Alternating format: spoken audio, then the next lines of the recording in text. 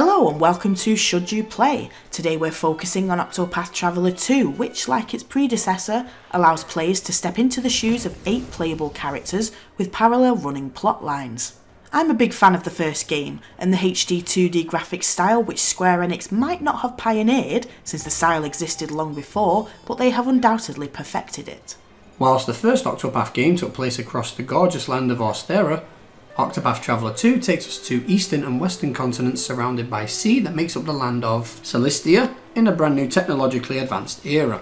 This open world adventure plays like a classic turn-based JRPG and retains much of the recognisable gameplay mechanics from the first game and builds on them whilst adding many more thrills.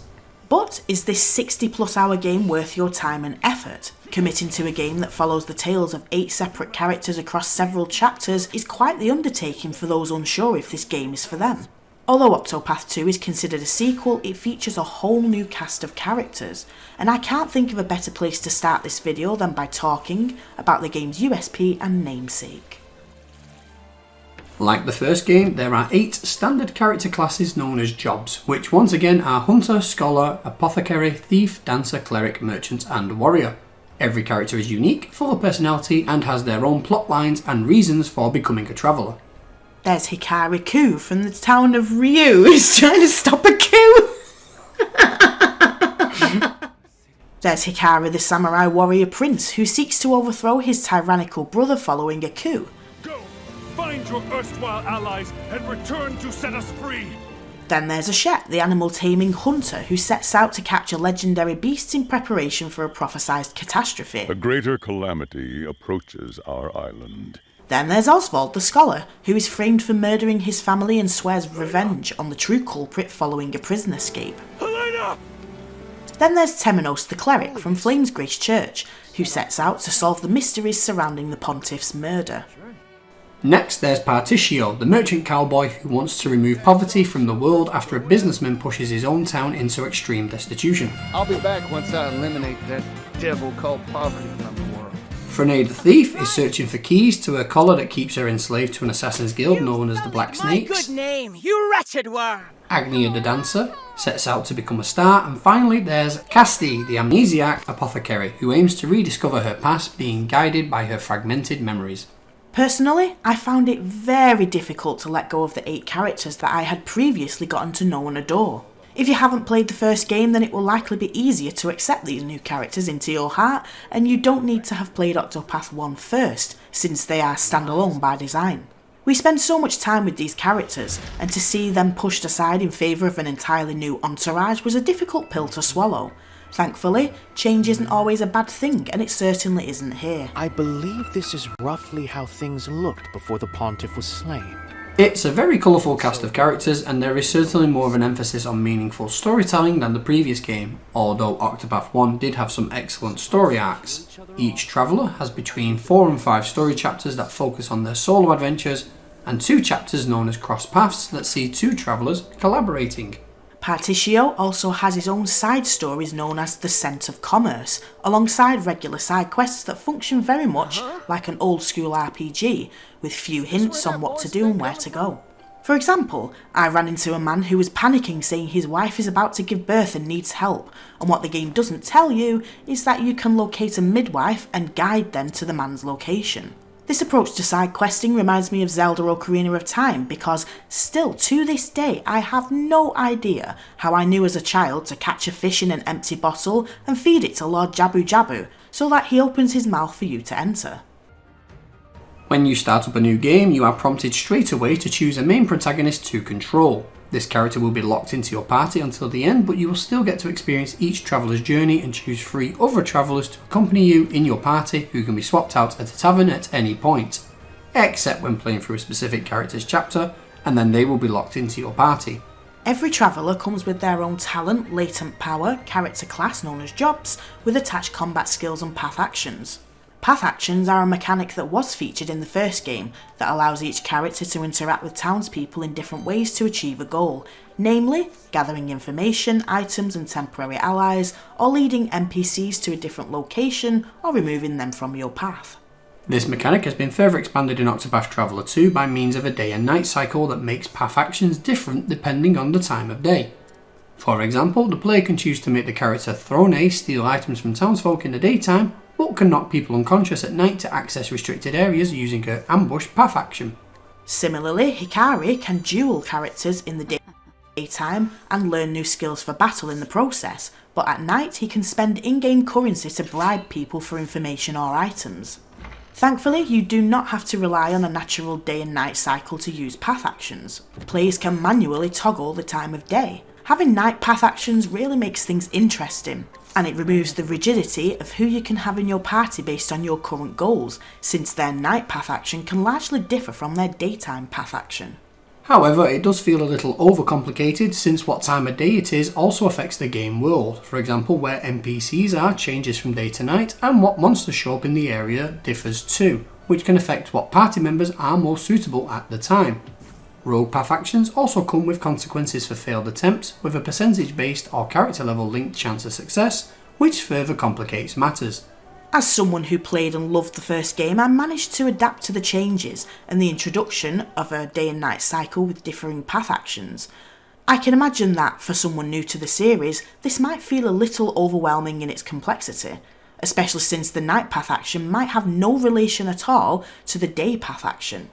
Casti can glean information from people during the day using her noble Inquire path action, but at night she can soothe people, which puts them to sleep, removing them from your path.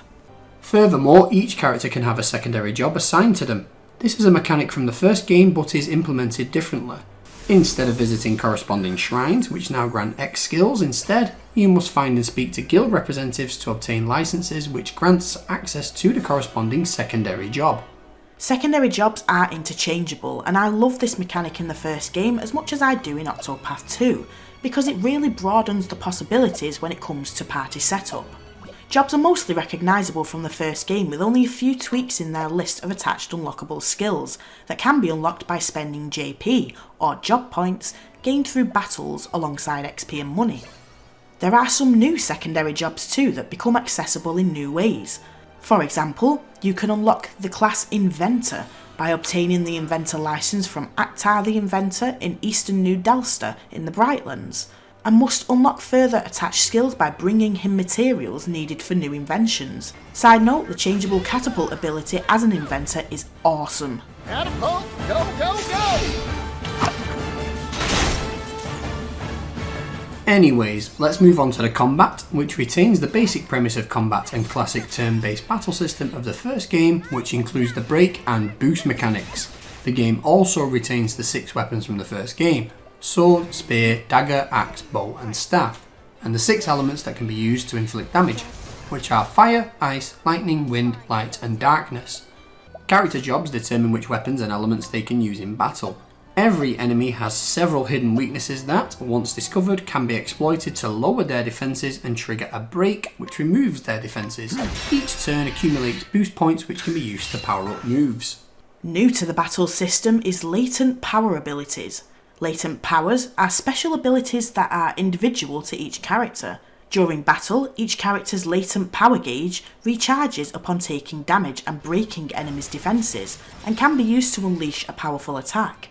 I have always liked the Octopath combat system, however, I had hopes that they would have made it so that players could always see enemy health bars for the second game, but alas, they did not.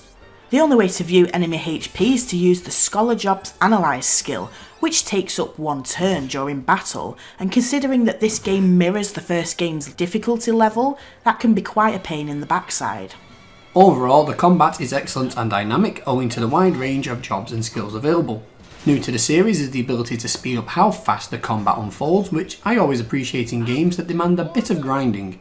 Each character's combat approach largely varies, and having access to secondary jobs widens their battle scope and value. Oswald the Scholar can use staves and elemental magic, Ochette the Hunter can capture beasts and send them out in battle, Casti the Apothecary can create medicinal and hazardous concoctions to use during battles, and that's just the beginning. This is one of the things that make Octopath Traveler and Octopath Traveler 2 so replayable. You can truly experiment with different jobs for each traveller.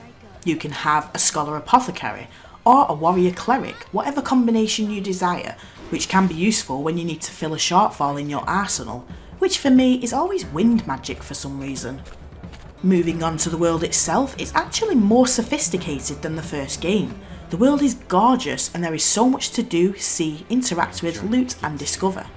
Not to mention the fact that you are given access to a boat at the start that makes exploration feel more three-dimensional and grants access to otherwise inaccessible areas and loot. You can also speed up the boat in the same way you can speed up your character's walking speed. The town designs in Octopath 2 are much more advanced and diverse than they are in the first game. There's the common settlements and open areas you would expect to see in most games, such as bustling towns, sprawling grasslands and farms, and quaint country hamlets. But there are also locations that stand out as they are distinctly different, like the western themed Orush, Hikari's Japanese inspired village, the seedy Final Fantasy VII Wall Market inspired New Dalster, the treehouse style village of the Beastlings, and you can explore all of this whilst listening to the excellent Octopath soundtrack.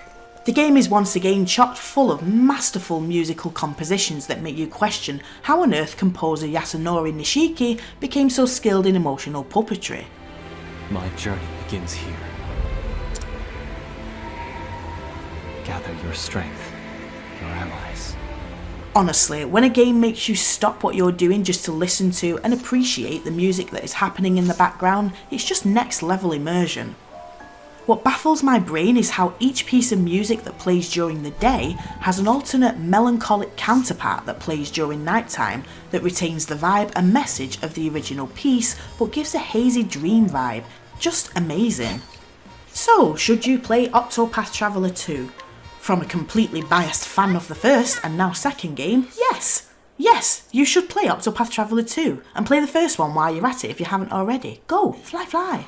But from an unbiased non-fan, whether or not you should play Octopath 2 comes down to what kind of games you would normally enjoy. Anyways, this feels like quite a short video today. I think in my effort to not go into too much detail about all 8 travellers, I worry that I have now been too brief. But oh well, I doubt this will be the last Octopath video to be featured on the channel. Let us know in the comments what you think of Octopath Traveler 2 if you've been playing it, and whether or not you agree with our review. I've been Heather. And I've been Craig. This is Amalgamingle, and thanks for watching.